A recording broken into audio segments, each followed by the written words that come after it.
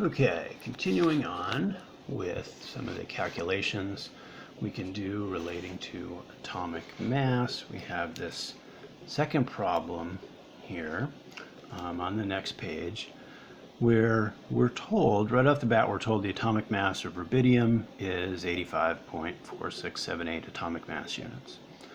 Then we're told naturally occurring samples are made up of two isotopes. We're given the masses of those two isotopes, and then we're asked to calculate the abundances. So keep in mind, we're using the same formula here as we used before. Atomic mass is equal to the mass of each isotope multiplied by its abundance. And then we'll have another term for every isotope in the sample. And only two isotopes here, so we just need to go to two steps. We don't need to add another step for the third isotope. Now, what we're given here in this case is the atomic mass and both of the masses, which means we have to solve for the abundances.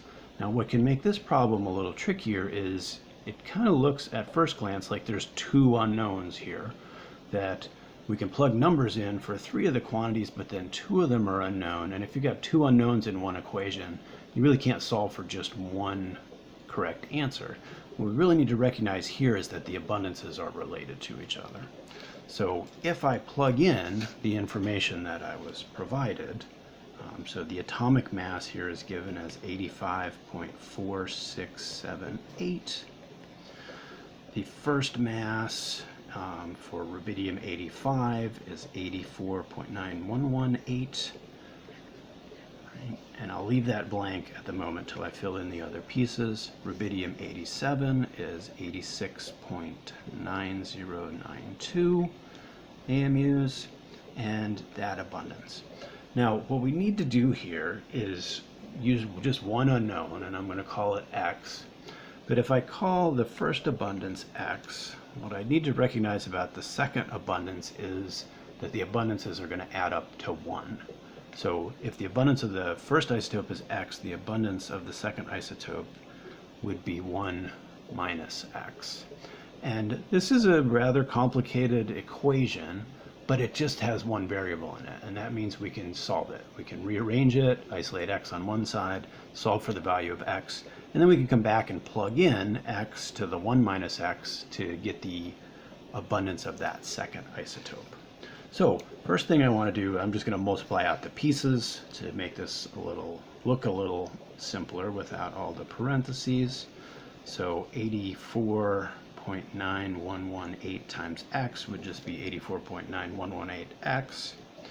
Now we've got two terms here, so I'll have to do both multiplications. So 86.9092 times 1 would be 86.9092. And then 86.9092 times minus X, so minus 86.9092 times X.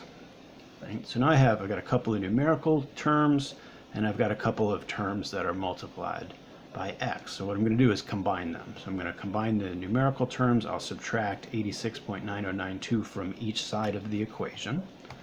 So if I take 85.4678 minus 86.9092, that would give me on this side negative 1.4414, right? And then on the right side here, I'm going to combine the two terms that are multiplied by X.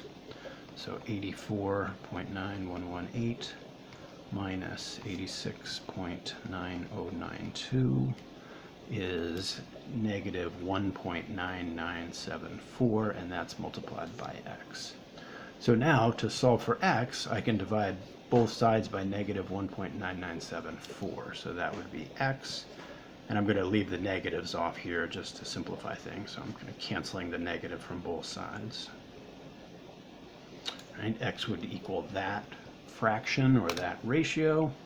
So 1.4414 divided by 1.9974 gives me a value for X of 0.7216 right? And now looking back here, after we subtracted here, these are both 5 significant figures. So we started with 6, but we did have to subtract, and now we're down to 5. So I think we probably want a 5th sig fig here. So it's 3 in the next place, but then 8 in the following, so we'll round that up to 4. So X, if you remember, was the abundance of rubidium 85. So rubidium 85 is 0.72164, or if we make that a percentage, 72.164% of the sample. And that means rubidium 87, right, is 1 minus X. We subtract that from 1. That'll give us its abundance. So just remember to do that if you're faced with this type of problem, that you have to back up and do that subtraction.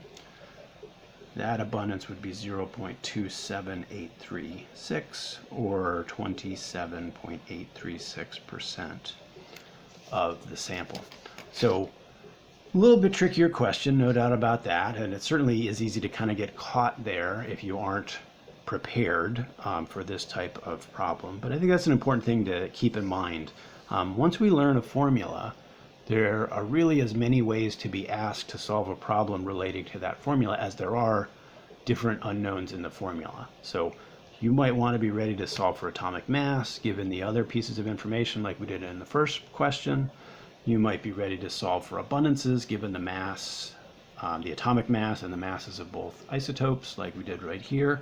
Now the third type of problem here might be if you're given the atomic mass and the abundances, right? Maybe you're given the mass of one isotope, but you need to solve for the mass of the other, right? You can't really relate the masses the way you can the abundances, so you would have to be given everything but one of the masses. But that's certainly a way the problem could be phrased, right? And if you're familiar with the formula and you're thinking about how to apply the information, that problem shouldn't be any more difficult than any of the others, because you're really filtering the information that you're given through the formula that you have learned.